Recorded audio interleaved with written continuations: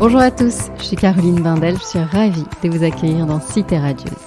Alors Cité Radieuse, c'est quoi ? Une rencontre, une conversation avec des personnes venant d'horizons très divers mais qui ont en commun de faire rayonner une ville, Marseille. Elles y vivent, y ont vécu ou tout simplement l'aiment pour ce qu'elle a à offrir. Marseille est lumineuse, bouillonnante, arlequinée, agitée. On l'aime autant qu'on la déteste ? Parfois seulement. Aujourd'hui, mon invitée est la rappeuse et comédienne Safira, que j'ai découverte dans Bonne Mère, le dernier film d'Afsia Herzi, la réalisatrice du merveilleux Tu mérites un amour, que j'avais d'ailleurs reçu à ce micro à l'occasion de la sortie de ce premier film. Alors dans Bonne Mère, Safira crève littéralement l'écran et interprète le thème du film Yéma, dont elle a accepté de chanter un petit morceau dans cet épisode. Safira a également déclaré son amour à Marseille et s'est confiée sur son actualité de comédienne, d'artiste, elle qui se destinait à une toute autre carrière. Je vous laisse découvrir cette conversation et vous joindre à nous. Salut Safira. Salut. Très heureuse de t'avoir enfin au micro de Cité Radieuse. Ça a été compliqué à organiser, mais ça y est, enfin tu es là. Sérieux, donc on a une phase de Covid, phase Paris, on se voit à Paris, on se voit pas à Paris, on se voit à Marseille. Voilà. Mais c'est cool, là, on se rencontre. Voilà, ça y est, c'est fait, tu es là. J'ai envie d'évoquer des tas de sujets avec toi. Le rap, le cinéma, la sororité, la force du collectif. Et nous allons aborder tous ces thèmes-là. Mais pour commencer, j'aimerais en savoir un petit peu plus à ton sujet. Et savoir qui se cache derrière ce nom d'artiste. Qui est Safira quand tu n'es pas dans la lumière ? Alors, qui est Safira ? Je m'appelle Ludivine. Et au-delà de la musique, au-delà du cinéma, j'ai bossé en tant qu'éducatrice spécialisée pour l'aide sociale à l'enfance. Donc je bossais dans des foyers avec des enfants placés dans les institutions. Et la musique, ça fait des années que je suis dedans. Donc depuis que j'ai 15 ans, je rappe, j'écris. Je suis une enfant de l'école de Jams, donc ça a toujours été. J'ai commencé par écrire beaucoup de poèmes en cours et j'avais ce besoin d'écrire, d'extérioriser. Et du coup, ensuite, comme j'avais pas une voix de diva, tu vois, je me suis dit le rap, ça peut être vraiment la clé pour pouvoir exprimer ce que j'ai envie d'exprimer. Ouais. Et l'envie d'être aussi porte-parole d'une jeunesse et de femmes aussi, parce que je pense qu'il nous manque à nous des porte-paroles féminins dans le rap. Bien sûr, on va y revenir un peu plus longuement. Toute la partie éducatrice spécialisée, cette vie-là, elle est derrière toi, c'est fini ? Ouais, elle est en fait j'ai bossé avec pas mal de publics. J'ai bossé dans le handicap, dans la déficience intellectuelle, avec des personnes adultes. J'ai animé des ateliers d'écriture aussi. Un peu partout dans Marseille, dans les centres sociaux, que ce soit dans les accueils de jour avec les personnes à la rue, que ce soit en centre-ville. On a mis en place aussi des bibliothèques, en fait, l'accès à la culture. Et ensuite, je voulais bosser avec des jeunes. J'avais envie de bosser avec... j'ai toujours eu... je pense que j'ai choisi ce métier parce que je pense que je savais faire que ça. Au-delà de la musique, l'artistique, j'avais envie d'aider les autres, quoi. J'ai rencontré des jeunes incroyables et c'est vrai que ce qui m'a le plus déçu dans ce taf, c'est beaucoup les institutions, c'est le manque de considération de ce qu'on peut mettre en place sur le terrain, de tout ce qu'on donne de nous-mêmes, c'est-à-dire sur les horaires, on regarde pas les horaires, si tu dois terminer à 22h, tu vas finir à 2h du matin, mais il y a personne qui va venir te remplacer sur terrain, surtout pas la direction. En fait, c'est beaucoup donné de soi, en fait, et de ce qu'on est, et c'est très peu de reconnaissance, et puis c'est souvent aussi des décisions qui sont prises par des personnes qui ne sont pas sur terrain, qui peuvent pas comprendre aussi les problématiques des jeunes, ce qu'ils ressentent, dans quel état d'esprit ils sont à ce moment-là, et ils sont peut-être pas prêts à... on travaille sur l'insertion, mais il y a des jeunes qui ne sont pas prêts parce que psychologiquement, ils ont été traumatisés ou blessés et que c'est pas le moment pour eux. Donc c'est vrai qu'il y a beaucoup de... En fait, on est dans l'entre-deux, entre l'institution et les jeunes. Donc c'est vrai qu'il y a beaucoup de choses comme ça qui m'ont dégoûté un peu du métier d'éduc, hein. Parce que après les jeunes en soi, c'était un plaisir de travailler avec eux. Il y en a qui s'en sortent et il y en a où c'est plus complexe, les parcours sont différents, mais c'est vrai que Voilà, mais ça reste quand même un métier que j'ai adoré. Peut-être que j'y reviendrai par la suite si artistiquement j'ai plus de projets ou peut-être que j'y reviendrai puisque dans tous les cas c'est mon seul bagage, c'est la seule chose que je porte au-delà de la musique. Mais c'est vrai que ça a été une belle expérience. Ouais. Bon, alors sur le terrain, ils ont perdu une belle personne, mais nous on a gagné une grande artiste. Donc beaucoup. En attendant, on a beaucoup de chance. C'est flatteur ça.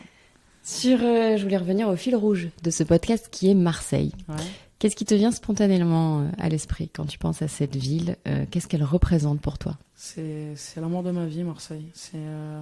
Là, à l'heure actuelle, je suis dans une compagnie de théâtre qui s'appelle Les Hommes Approximatifs et je joue dans une pièce qui est mise en scène par Caroline Guillen, qui est une femme incroyable. Qui est une de mes rencontres aussi 2020 après Afsia. Enfin, j'ai bossé qu'avec 2 nanas et je trouve que c'est incroyable la force qu'elles ont et ce qu'elles ont envie de montrer en fait. Et en fait, je travaille avec ce troupe qui est entièrement composé de comédiens, la plupart parisiens ou la plupart valençois. Et je les saoule avec Marseille. Toute la journée, ils me disent « Ah, ça arrête avec Marseille, tu nous as gonflés. » Qu'est-ce que tu leur dis? Je leur parle de Marseille tout le temps. Je suis malheureuse dès que je suis pas à Marseille. Je suis malheureuse quand je suis dans d'autres... parce qu'on tourne et que là, j'ai fait un mois à Paris. On a fait 2 semaines à Stockholm. Donc, quand je suis loin de chez moi, je suis malheureuse. C'est mon point d'ancrage. C'est là où il y a toute ma famille. C'est là... Parce que pour moi, c'est la chose la plus importante dans une vie. Au-delà de la carrière, les strass, les paillettes, sans les siens, sans l'endroit d'où on vient, on n'est rien. Donc en fait, c'est des trucs qui manquent à mon cœur quand je suis pas là et quand je suis seule en tournée et que je suis dans ma chambre et que je vois mes potes qui sont en train de se balader, qui snappent sur le Vieux-Port et qui marquent le temps qu'il fait aujourd'hui et qui clippent ou qui sont sur des projets et que je les vois et voilà, c'est Marseille, c'est tout, c'est une fierté même de dire qu'on vient de Marseille. Pour moi, c'est la plus belle ville du monde pour tous les Marseillais, je pense. Mais tout simplement. Ouais, c'est clair. Ton enfance, elle était plutôt urbaine à Marseille ou plutôt excentrée? Moi, j'ai grandi à Vitrolles, qui est une petite ville à côté de Marseille. Je pense que tu dois le connaître.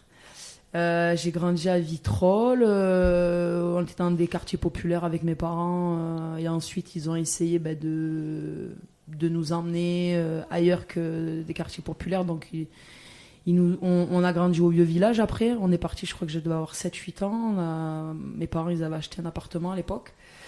Et j'ai grandi à Vitrolles. Et je faisais avec les copines, on faisait toujours des allers-retours à Marseille avec le car bleu. Donc on descendait au Vieux-Port, on descendait au centre-ville. Après, Vitrolles, c'est pas très très loin de Marseille. Donc on a baigné dedans. Et après, en étant étudiante, vu que je bossais, que j'étais à la fac aussi, j'ai fait 1 an de psycho. Avant de faire mes études d'éduc, j'ai voulu prendre mon envol et je suis partie à 19-20 ans, je crois, et que j'ai pris un appartement dans les quartiers nord de Marseille, à Saint-Louis, où j'y ai vécu presque 10 ans. Et puis voilà, j'ai aimé Marseille pendant toute cette période. Et là, je me suis installée au Pen Mirabeau. Donc je suis à 5 minutes de la Castellane, à 5 minutes de la Bricarde. Je suis toujours à Marseille, mais je suis dans l'entre-deux. Le côté un peu colline, un peu là, et en même temps, je suis encore à Marseille. Qu'est-ce qu'on apprend de cette ville en vivant dans les quartiers nord? Tu as vécu 10 ans, tu le disais, seule? Ouais. Seule, ouais. Et Marseille, c'est tout ce qu'on ne montre pas. Enfin, vivre à Marseille, c'est... Moi, j'avais rencontré une nana, un jour, j'étais au 5 Terre en Italie, je me baladais, j'ai rencontré une nana qui vient du Brésil, qui venait de Rio, et qui m'a dit « Waouh, Marseille !» Avec son français, elle n'arrivait pas super bien à parler le français. Elle me disait, Marseille, c'est une ville dangereuse. Les gens ont des clichés sur Marseille. En fait, je pense qu'il faut y vivre pour comprendre. De toute façon, quand on voit le nombre de Parisiens qui descendent vivre à Marseille, on le sait que... Ça y est, ils ont compris. Ouais. Après, c'est une ville, oui, il se passe des choses. C'est vrai que c'est chaud. C'est vrai que, voilà, dans les quartiers, ça manque de ressources. On le voit, en fait. Maintenant, ils détruisent beaucoup de quartiers pour en faire des lieux, des spots un peu chicos, des trucs comme ça. Mais Marseille, ça reste une ville... on est vrai, j'ai l'impression qu'on on a un franc-parler, c'est une ville qui est ensoleillée 350 jours dans l'année, on a le soleil, on a la mer, on peut s'évader. On a 3 heures de l'Espagne, 3 heures de l'Italie, on va au ski l'hiver. C'est un cadre de vie, Marseille. Au-delà de... Moi, je sais qu'à Paris, en fait, le manque de relief, c'est incroyable, c'est tout droit. Enfin, c'est des bâtiments, c'est tout droit. Moi, j'ai besoin de... Même si je suis dans les quartiers nord, en 5 minutes avec ma voiture, je suis au Catalan, il y a la mer, je monte, je vais au Pic de l'Étoile, je suis dans les Calanques. Enfin, c'est un vrai cadre de vie. Je pense que les gens qui viennent vivre à Marseille, c'est pour ça aussi. Bien sûr. J'ai envie qu'on revienne à l'écriture, parce que tu en as parlé tout à l'heure, tu as dit je viens de l'école de Diams. Ouais. Cette envie d'écrire, d'abord pour toi, j'imagine, sans penser que ce serait pour les autres à un moment donné. Ouais. C'est vraiment Diams uniquement et le milieu artistique, ou est-ce qu'à l'école, à un moment donné, tu as eu aussi des profs qui t'ont donné envie d'aller plus loin?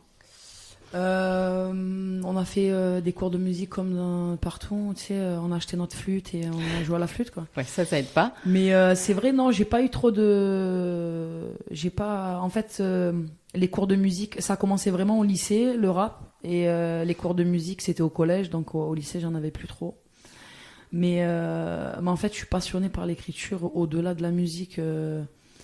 En fait, quand j'ai rencontré Caroline, par exemple, je lui ai dit, c'est la chose qui lui a marqué pendant mon audition, je lui ai dit, moi, ce que j'aime, en fait, c'est pas faire danser les gens, c'est les émouvoir. Et en fait, j'ai l'impression que les musiques qu'on retient, les classiques, les hits, c'est souvent les choses qui nous font rappeler, soit à quelqu'un de notre famille, soit à des choses qui nous ont un peu torturés. Et c'est vrai que je suis 10 000 fois meilleure dans une écriture sombre, mélancolique, plutôt que de faire danser. Et l'écriture, ouais, ça a été... j'écrivais des poèmes. Après, j'écoute de tout. Hein. Je suis vraiment éclectique dans ce que j'écoute. Je peux écouter du Queen, comme je peux écouter du Brassens, comme je peux écouter du Cabrel. J'écoute un peu de son américain, mais pas énormément, parce que je comprends pas les paroles. Et en fait, comme c'est important pour moi, j'en écoute pas énormément. Mais des grands auteurs, donc, quand même. Tu parles de Brassens, de Cabrel. Ouais. J'aime lire. Moi, j'ai une grand-mère paternelle qui m'a emmenée à la culture. Enfin, je viens d'une famille classe populaire. Mes parents, voilà, ouvriers. Ma grand-mère, c'est elle vraiment qui m'a emmenée vers le théâtre, celle qui m'a fait découvrir le Festival d'Avignon, celle qui à Noël elle m'a acheté des bouquins. Enfin, j'étais passionnée de la Seconde Guerre mondiale, alors je lisais plein de choses sur ça. Enfin, j'ai eu une mamie qui m'a vraiment qui m'a aidée et qui m'a permis d'avoir cet accès-là à la culture que pas tout le monde a. Et c'est vrai, je lisais des pièces de théâtre, je lisais plein de choses, genre Antigone, je l'ai tordu. Enfin, je lisais plein de choses la lecture, les mots, je pense que c'est la puissance en fait. D'avoir les mots, c'est...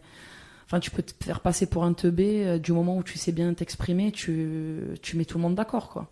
L'éloquence, savoir travailler ses mots, savoir répondre, moi on me voit, je suis là, je traîne avec des meufs de quartier, on peut penser que genre je suis une meuf qui sait pas m'exprimer, parce que dans la vie de tous les jours, je suis là et je parle un peu en mode je suis à la marseillaise. Et après, quand je suis en réunion et que je suis avec un juge aux affaires familiales, je sais les mots que je vais employer, en fait, j'ai deux personnes en moi, en fait. J'ai celle qui sait s'exprimer, celle qui sait ce qu'elle veut, celle qui, voilà, et puis j'ai l'autre qui est plutôt cool et c'est plutôt saf, voilà, je rappe et l'importance de l'écriture, c'est la base, quoi, pour moi. Alors tu dis Saf, justement, pour en revenir à ton pseudo, Safira. Pourquoi ? Il y a une explication ? Est-ce que ça veut dire quelque chose ? À l'époque, je devais avoir 15 ans, je cherchais un blaze, je savais pas, je savais qu'il fallait qu'il fallait monter sur scène et qu'il fallait avoir un pseudonyme.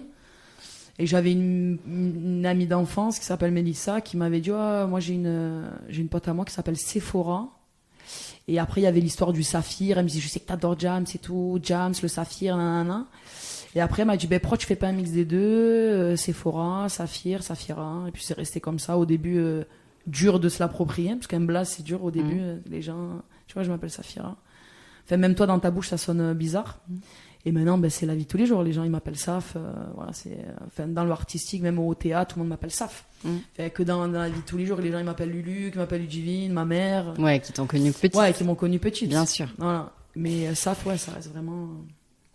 C'est rentré dans le langage commun, quoi. Alors, il y a un peu moins d'un an maintenant, avec cette autre rappeuse, tu as repris le titre de Jul, bande organisée. Ouais.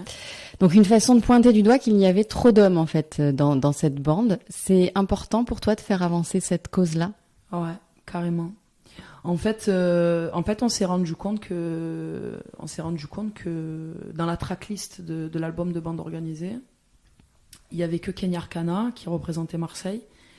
et qu'il y avait pas mal de... En fait, on aurait pu se dire, bon, ils ont sélectionné que des personnes connues, et ce qui est logique, puisque nous, on est personne pour l'instant, personne ne nous connaît, etc. Mais en fait, il y avait quand même des invitations de jeunes rappeurs qui ne sont pas connus et qui ont émergé grâce à Bande Organisée. Donc on s'est dit pourquoi, en fait, les nanas qui sont pas connues aussi, on aurait pu les inviter. Après, on salue le travail de Jul parce qu'il a fédéré de fou, il a fait une mise en lumière sur Marseille incroyable. Et maintenant, on devient carrément le rap marseillais est écouté de partout. Hein. J'étais à Bruxelles, j'entendais du rap marseillais dans les voitures. Donc belle mise en lumière de Jul, mais c'est vrai que le rap est toujours destiné aux hommes. Quel dommage. Et en fait, c'est Nana qui rappe, qui chante. Moi, j'ai été invitée par une amie à moi qui bossait avec une autre Nana qui elle a invité des amis. Et on s'est dit bon ben, est-ce qu'on remixe ce morceau, on le remixe pas. Ça a été un délire à la base. Une histoire, une aventure entre nanas, d'écrire ensemble, d'être en studio ensemble, de fédérer quoi. Et après, artistiquement parlant, peut-être que moi, Safira, j'aurais jamais fait ce genre de morceau parce que bon, voilà, on a fait que de la réécriture et que c'est pas quelque chose. Artistiquement, c'est quelque chose déjà de connu, donc on est sur un remix. Mais c'était plus, c'était un peu un coup de gueule, un peu une envie d'exister aussi, enfin de se dire, ben, on est là, quoi. Et ça a super bien marché. Ouais. Ça t'agace qu'on parle de rap féminin? C'est quoi qui distingue le rap féminin du rap des mecs? Ben, Jams, elle disait toujours rappe comme un bonhomme mais garde ta sensibilité de femme. Et ça c'est indéniable. Ça c'est ton point de vue, ça. Ouais, grave. En fait, je pense que dès qu'on est une nana, qu'on est sapé, qu'on n'a pas du make-up, qu'on n'a pas de fossiles, que on rappe, qu'on a la voix un peu suave, un peu grave, tout ça, on est de suite assimilé à une meuf qui a envie de faire comme les hommes, qui a envie de qui a envie de devenir un homme, alors que pas du tout en fait. En fait, le rap, à la base, c'était pour exprimer des choses, exprimer des colères intérieures, faire passer des messages, être porte-parole. Enfin, Kerry James, tous les anciens, c'était pour faire passer des messages politiques, plein de choses. En fait, je me dis, pourquoi les femmes, elles pourraient pas être porte-parole? Enfin, il y a non, aussi, on a des colères en nous, on a des choses à exprimer, il y a les violences faites aux femmes, il y a plein de trucs. Donc je pense que, ouais, après, il y a une question d'ego aussi des hommes, de se dire, ouais, j'écoute une nana, alors que tous ses potes, ils écoutent SCH, Jul et tout, et que lui, il est dans sa voiture, il écoute une nana, donc en termes d'ego, ça le fait pas. Mais c'est vrai que, ouais, on essaye de casser un peu ce truc. Même quand, là cet après-midi, à midi, j'étais en réunion pour un clip. On cherche toujours à se dire qu'est-ce qui va pas faire cliché, en fait. Est-ce que là, on va nous laisser des commentaires encore en nous disant, elle veut faire les bonhommes, elle veut le faire ci, elle veut faire là, alors que non, en fait. Ça devrait déjà être loin, tout ça. Ouais. Aux États-Unis, ils sont plus dans ce truc. À Londres aussi, il y a des rappeuses londoniennes qui font du rap vraiment. En fait, du moment où on est nana, il faut qu'il y ait un peu d'autotune, il faut qu'on chante un peu, il faut que ça soit un peu mélodieux. Et tout ce qui est sombre, un peu de découpage, de technique kické, tout ça, bah, c'est réservé aux mecs, quoi. Alors que non, en fait. Évidemment que non, il suffit d'écouter ce que tu fais pour s'en rendre compte. Tu parlais de Kenny Arcana tout à l'heure, c'est un modèle aussi pour toi? Kenny, je trouve que c'est une meuf incroyable, enfin qui a fait passer des messages, enfin c'est une nana, rien que son parcours, elle a jamais fait de promo, elle a jamais fait de passage Skyrock, elle a jamais fait d'interview, elle a jamais fait de... C'est une nana qui a fait sa propre promotion et elle remplit des concerts. Elle a un vrai public de rue, Kenny Arcana. Elle a un vrai public de personnes qui ont envie de faire changer les choses et tout ça. Ça, je trouve que c'est un travail remarquable qu'elle a fait parce qu'elle n'a pas eu besoin de connaître un tel ou un tel, de passer en radio pour être connue. Ça, c'est incroyable. Après, l'artiste, je trouve que c'est une bête de nana. Après, c'est moins mon registre parce que c'est vrai qu'elle est engagée. Il y a des choses où elle dit... moi, j'en parle avec une copine du théâtre qui s'appelle Nani, qui, elle, est branchée à fond Kenny parce qu'elle revendique des choses, les bavures policières, les trucs, les gilets jaunes, Et c'est vrai que moi, des fois, j'aborde des sujets un peu plus universels, enfin des choses, voilà, parler d'une maman, parler de. Je suis moins dans la revendication que Kenny Arcana. Je suis plus dans le rap de Jams. Jams, elle pouvait faire un son comme Marine et le lendemain, elle faisait un son. Elle parlait des gens en HP ou elle parlait des. Mais après, oui, ça reste quand même ça reste un modèle. Ça reste un modèle. Et ce qui est malheureux, c'est qu'à l'heure actuelle, quand on parle de rap, on parle que de Kenny Arcana, de Jams. Parce qu'il n'y en a pas d'autres. Donc les gens, ils vont dire, j'en ai vu des milliards de rappeuses dans ma vie, des nanas, et on va toujours leur dire, ah, tu me fais penser à James, ah, tu me fais penser à Kinder Kana, parce qu'on n'en a pas d'autres, en fait. Donc, ah, toi aussi, on t'a déjà dit James? Ouais, moi aussi, on m'a déjà dit, parce qu'en fait, il n'y a pas de modèle au-delà de ça. Enfin, après, maintenant, c'est de la pop urbaine, tout ça, mais le rap en lui-même, il y en a pas eu. Alors, tu parlais d'écrire sur une maman, justement. Ouais. Je t'ai découverte grâce au film Bonne Mère, moi, d'Afsia Hersi. Ouais. Je t'ai découverte grâce au cinéma. Tu crèves littéralement l'écran, vraiment. Tu es également l'auteur de la musique du film, donc ça s'appelle Yema, justement, qui veut dire maman, qui est dispo sur toutes les plateformes, d'ailleurs, on peut le dire. Comment tu t'es retrouvée au générique de ce film? Alors, Afsa, ça a été une longue histoire. Afsa, j'ai été castée, je devais avoir 25 ans. J'ai la trentaine. Et en fait, je travaillais avec Bania Mejbar, qui est une directrice de casting à Marseille, que j'avais rencontrée sur un film qui s'appelait Max et Lenny. En fait, il cherchait des rappeuses. Et j'avais rencontré cette dame et on a eu un bon feeling ensemble. Elle m'a dit Saf, j'aime beaucoup ta spontanéité, tout ça et tout ça. Et en fait, 2 ans après, il y a Bania Mejbar qui me rappelle et qui me dit voilà, Saf, j'ai une amie qui caste pour le film d'Afsia Hersi. Moi, j'avais vu tous les films d'Afsia. Et j'adore cette nana, j'adore sa simplicité. J'ai dit ah ouais et tout. Elle me dit ouais, il y a une audition à la Friche, vas-y.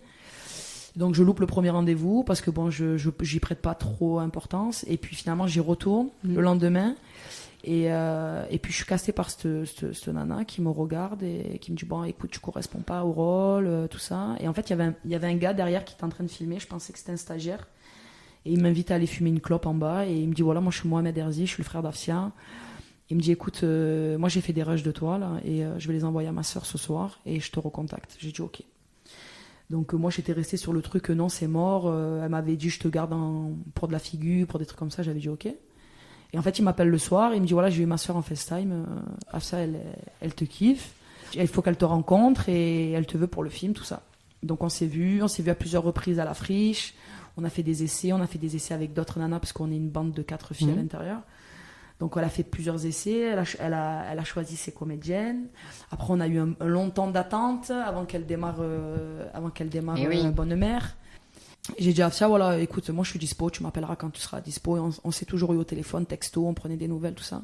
Et du coup en fait on voit elle tourne Tu mérites un amour qui se transforme en long. Donc moi je comprends plus. J'ai dit Afsia qu'est-ce qui se passe tout ça. Elle me dit écoute voilà j'ai fait ça à Paris, c'est bien, ça me donne de l'expérience, ça me fera mon premier long tout ça. Et puis elle nous a recontactés 5 ans après. Et du coup, on se revoit. Donc on se revoit avec l'ensemble de l'équipe de comédiens qu'on avait vu déjà 5 ans avant. Et puis on refait des photos, on refait des essayages, on découvre les décors, tout ça. Et on démarre et la Covid. Donc on s'est dit, j'ai Afsia franchement, t'as pas de chance. Je te jure, ce film, j'ai l'impression que c'est un vrai challenge, quoi. Vraiment pour toi, ça doit être incroyable. Donc du coup, stand-by pendant 2-3 mois avant de pouvoir reprendre le tournage. On avait déjà tourné des scènes. Et puis on rejoue les scènes en été. On avait terminé. En plus, on avait des costumes d'hiver, donc on était décalés, quoi. Et voilà, on a terminé. Et ensuite, elle a fait son petit bout de chemin avec. Et puis, elle a été à Cannes. Ouais, l'histoire qu'on connaît pour Bonne Mère, un très très beau film. Comment on joue quand on n'a pas appris à jouer? Comment Afsia vous dirige aussi? Afsia nous a donné un fil rouge. Je pense que c'est la meilleure des manières de tourner, de jouer, parce qu'on laisse la spontanéité aux acteurs et puis on leur laisse le choix d'être qui ils veulent, tout en s'accommodant de son personnage. Parce que moi, je suis pas maquerelle dans la vie, je suis pas aussi méchante que dans le film. Mais Afsia nous a donné un fil rouge et puis elle nous laissait partir aussi un peu en impro. Elle nous a fait faire pas mal de soirées aussi avec les filles pour qu'on se rencontre, pour qu'on ait quand même un lien. Pour pas qu'on soit choqué ou enfin qu'on accepte d'être qui on est ensemble et tout ça. Et puis impro sur impro, il y a des coupés, actions coupées, des choses qu'on garde pas. Et puis voilà, rester. Des fois, elle nous disait voilà, là, il faudrait que tu sois un peu plus. Là, je vois que là, c'est pas assez. Il faut que tu sois un peu plus en colère. Là, n'hésite pas. Vous devez les rabaisser. Là, c'est le moment où voilà, vous devez envoyer la sauce. Tac, on refait. On lui repropose des choses et elle valide pas. Et voilà, on a travaillé avec elle. En fait, elle nous laisse le choix d'être ce qu'on veut être pour notre personnage. Enfin, il n'y a pas de commande particulière, en fait. Ouais, ça, c'est dans la direction. Hein. Et moi, je pense à toi et au fait que t'as pas appris, quoi. Donc, c'était entièrement ta spontanéité, toi, ton envie de jouer. Ouais. Mais en fait, je pense que j'ai toujours été un peu... J'ai toujours été un peu une comédienne dans ma vie. Dans la vie, t'es un peu comédienne, dans la c'est ça. vie. Bon, moi, j'ai la tchatch, je parle, laisse tomber. Même au théâtre, ils me disent ça. Ils me disent, ah, tu as la beaucoup, tu as la tchatch. Et je m'arrête jamais de parler. En réunion de famille, j'étais toujours au bout de la table en train de reprendre les sketchs de Gad Elmaleh. Enfin, j'ai toujours aimé faire rire mes copines, être au centre de l'attention, en cours, Voilà, c'était mon petit côté, l'envie d'être le nombril, de vouloir faire rire tout le monde. C'est une option possible, ça, d'être seule en scène? De faire rire les gens? Seul? Ouais. De faire devenir humoriste? Ouais. Je sais pas. Pour l'instant, focus sur ce que j'ai en train de faire, mais mes copines, j'ai une copine, Mélissa, celle qui a trouvé mon blast, qui me filmait avec, on avait une caméra, ma mère, elle avait une caméra quand on partait en Espagne et tout l'été, elle avait. Et des fois, on se filmait, genre, elle me filmait, ma pote dans la chambre, elle me disait, ah, fais-moi un sketch, là, fais-moi ça. Et j'ai toujours eu ce truc d'être à l'aise à l'oral, même dans mes écrits pro, quand j'ai présenté mon mémoire à Nice. Mmh. Enfin, à la fin, le mémoire, il était posé, je parlais avec les gens, avec le jury, et on est là, on enchaînait, on parlait du soleil, du beau temps. Et c'est vrai que j'ai toujours eu cette facilité-là à l'oral et cette facilité de m'intégrer partout, Et je pense que voilà, sur le film, j'ai pas rencontré de véritables difficultés, à part, oui, le taf, en fait. Là, je me suis rendu vraiment compte que ce que c'était de tourner. J'avais tourné déjà avant avec Bania Meshbar, dans Le Crime des Anges. Donc, j'avais déjà cette petite expérience de tournage. Et après, sur le film d'Afsia, on a pas mal enchaîné. Et c'est vrai que là, tu te rends compte du vrai travail de ce que c'est. C'est plaisant de jouer. Après, c'est dur, en fait. C'est ça que tu te rends compte quand tu vois les acteurs, tu te dis, waouh, en fait, il y a du taf, quoi. Il y a du taf derrière, ouais. Et en plus, à ton rôle, donc toi, tu joues une maquerelle, tu disais, mais qui rappe. Ouais. Est-ce que c'est ce qui a donné envie à Afsia de te confier le thème du film à un moment donné? Afsia, elle savait que je rappais. Donc, elle avait envie aussi de me permettre de mettre en avant mon talent, qui est la musique. Et elle m'avait dit, cette nana-là, elle est mauvaise, elle a envie de faire de l'argent, elle fait mal aux autres puisqu'elle est dans un truc, elle rabaisse les gens, elle fait tapiner des filles, quoi. Mmh. Mais elle voulait garder ce côté un peu mystérieux de ce personnage-là, qu'on comprenne pourquoi elle en est arrivée là et qu'est-ce qui l'a poussée et tout ça. Et puis dans le morceau Bonne Mère, en fait, c'est un hommage à la Bonne Mère, mais c'est un hommage aussi à l'écriture du texte, du scénario de Afsia, qui est l'histoire d'une maman qui se plie en quatre pour ses enfants. Enfin, la Bonne Mère, c'est la bonne mère aussi dans la vie de tous les jours. Et en fait, elle s'est dit pourquoi pas, ce personnage, en fait, il fait ça aussi pour sa mère, quoi. Donc en fait, quand je suis là et que je les invite à boire un coup en plein milieu de la colline et que je rappe un son pour ma mère, en fait, c'est le côté un peu attendrissant du personnage où tu te dis, voilà, ça humanise un peu le personnage dans le sens où elle est pas que ça, en fait.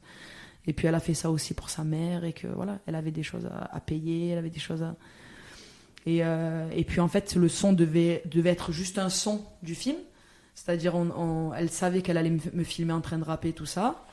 Et ensuite, au fur et à mesure, elle m'a fait le cadeau d'être la bande originale du film. Et ça, c'est incroyable. Qui est magnifique. Tu peux pas chanter un peu, là C'est difficile sans la bande-son derrière? Je dis, ton cœur est dur, mais ton âme est fragile. Et moi, je sais que tout n'était pas facile. De ta mémoire, j'aimerais effacer tes peines, tes guerres, tes peurs et toutes tes cicatrices. J'ai vu rouler sur tes joues des larmes, des larmes, des larmes, des larmes. La vie m'apprend chaque jour que le pardon est la plus grande des armes, des armes, des armes. Et si j'ai brisé des portes, c'est que tu m'as donné la force qu'il me fallait. Tu m'as dit, ma fille, regarde, je porte le monde sur mes épaules en passant le balai. Ça, parce que j'ai vu ma mère toute ma vie bosser pour qu'on rentre à l'école avec des marques et qu'on ne soit pas à part des autres. Et que ma mère, c'est une vraie femme, c'est les femmes d'avant. C'est une nana qui est allée bosser et qui a passé le balai pour pouvoir remplir son frigo. C'est des exemples, ça, c'est des exemples de vie. Et en fait, dans Bonne Mère, Nora, c'est ça. Nora, elle se lève à 5h, elle prend son bus, ses gosses, ils rentrent, ils lâchent. Nous, on a été ingrats, en fait, on le sait. Enfin, moi, j'ai été ingrate avec ma mère, je le sais, avec mes parents. Enfin, ils nous ont toujours tout donné. Ma mère respire en quatre pour qu'on parte au moins un peu en vacances, en camping. Mon père, il nous a appris à skier. Fallait qu'on ait le vélo, qu'on ait la trottinette, qu'on ait les trucs. Ils ont galéré, mais en fait, on a manqué de rien. Ils doivent être fiers, là, maintenant. Ouais, ils sont contents, ouais. Ils sont contents et ils sont venus voir le film. Ils sont venus aussi me voir à Avignon, au Festival d'Avignon. Ils sont venus voir la pièce.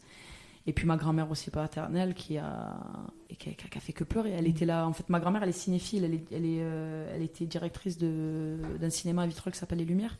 Et en fait, elle a toujours eu l'accréditation à Cannes toutes les années. Donc, elle va voir des films avec ses amis. Et ils vont voir une trentaine, quarantaine de films dans le mois. Incroyable. Et elle passe le mois à Cannes. Et puis, elle va au Festival d'Avignon.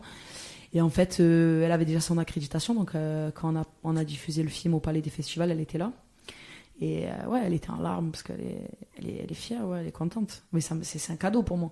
Enfin, je me dis, en fait, je suis au Festival d'Avignon au IN. Afsia qui m'appelle, qui me dit, Saf, on a été sélectionné à Cannes, Festival de Cannes. Et je lui dis, écoute, Afsia, moi, je sais pas si je pourrais être là, parce que je suis au Festival d'Avignon pendant 14 jours et je pourrais pas être là. Et puis, le jour du Festival de Cannes, ça tombe mon jour off.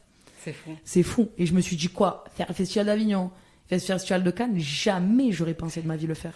Mais les deux en même temps. Mais c'est ça, mais ce qui est fou, c'est que, donc là, tu parles, c'était Fraternité de Caroline, Fraternité. qui est la Guyenne. Donc tu joues au Festival d'Avignon. Ouais. Depuis tout à l'heure, on parle de cinéma, parce que je déroule l'actu d'une artiste, d'une actrice, d'une rappeuse. Tu dis que tes parents sont fiers, ta grand-mère aussi. Il y a de quoi? Comment tu vis tout ça? C'est allé très vite quand même, finalement. Moi, je suis nana, je suis simple dans ma vie. En fait, je me fais jamais de plan sur la comète. Je me dis, bon, le bon Dieu, il m'a offert ça. J'ai eu de belles rencontres dans ma vie. Ça, c'est des choses qui arrivent à 10% des personnes. Parce qu'il y en a qui bossent énormément, qui montent à Paris, qui vont faire des auditions et tout ça. Moi, j'ai eu la chance par un simple hasard de rencontrer Afsia, de rencontrer son frère. Et puis de faire bande organisée avec les filles, de rencontrer Lola qui m'a auditionné sur Instagram. De monter à Paname, de rencontrer Caro alors qu'il y avait une cinquantaine de rappeuses et que peut-être j'étais pas prise. D'arriver au théâtre de l'Odéon, je connaissais pas. Et je pense que c'est des rencontres incroyables que j'ai faites. Et ça, je remercie la chance, je remercie le bon Dieu. Je dis toujours ça, grâce à Dieu, quoi. Parce que c'est des choses qui arrivent pas à tout le monde. Et puis, en fait, je suis reconnaissante à fond de tout ça, de ces gens que j'ai rencontrés, Afsia, Caro, qui ont été c'est des exemples, quoi. C'est Momo, Afsia et Caro, c'est même pas, ça n'a jamais été mes patronnes, c'est mes sœurs. Si on parle de sororité, c'est mes sœurs, quoi. C'est pas. Et en fait, je le vis simplement. Je monte à Paname, là, j'ai fait une audition. Par exemple, j'ai fait une audition pour Netflix. Je monte, je fais l'audition. Je sors de l'audition, je me dis, ben, c'est bon, c'est pas bon, tant pis. Je suis jamais dans un truc à me dire, ouais, il faudrait que ça marche. Et je mise tout sur ça, en fait. Moi, le seul bonheur de ma vie, c'est ma famille, ma compagne, parce que je suis avec une jeune femme ça fait 4 ans qu'on est ensemble, que j'aime par-dessus tout. Et ça, c'est la force de ma vie. C'est mon bonheur. Ma nièce, mon petit frère qui a une petite fille qui s'appelle Mia, que j'aime par-dessus tout. Ça, c'est ma seule force dans ma vie. Et si j'ai ça, je suis heureuse. Et le reste, c'est du bonus. Et le reste, c'est du bonus. Et c'est pour ça que je kiffe. Je kiffe ma vie là, à l'heure actuelle. Enfin, Ça se voit, ça s'entend. Bah ouais. Et la suite, tu l'espères comment? C'est-à-dire le rap, le cinéma, t'aimerais un peu les deux? Bah en fait, j'aimerais faire du. Maintenant, j'ai vraiment pris plaisir à jouer. En jouant au théâtre, je trouve que j'ai appris énormément avec Caro. Il y a 4-5 comédiens professionnels avec nous et le reste, c'est des comédiens amateurs. Donc, ils nous ont appris pas mal de choses, toujours dans une bienveillance, sans jamais se sentir au-dessus et tout. Ils nous ont toujours apporté leur technique du métier. Donc, c'est une vraie école de terrain et je trouve que j'ai appris pas mal cette dernière année de création avec Caro. Et je prends plaisir à jouer de fou. Et je me dis, putain, j'aime ça autant que la musique maintenant, c'est incroyable. Et la musique, le problème de la musique, c'est toujours pareil. La musique, en fait, si t'as pas d'argent, tu peux rien faire, quoi. Si t'as pas quelqu'un qui vient payer tes sessions, s'il y a pas quelqu'un qui met de l'argent sur un clip, là, on essaye de réaliser un clip avec 0 €. Et c'est toujours très compliqué. Et puis après, il faut sortir le clip. Le clip, il va faire 1000 vues. Si tu t'achètes pas un peu de promo, que t'achètes pas... En fait, c'est un cercle vicieux, la musique.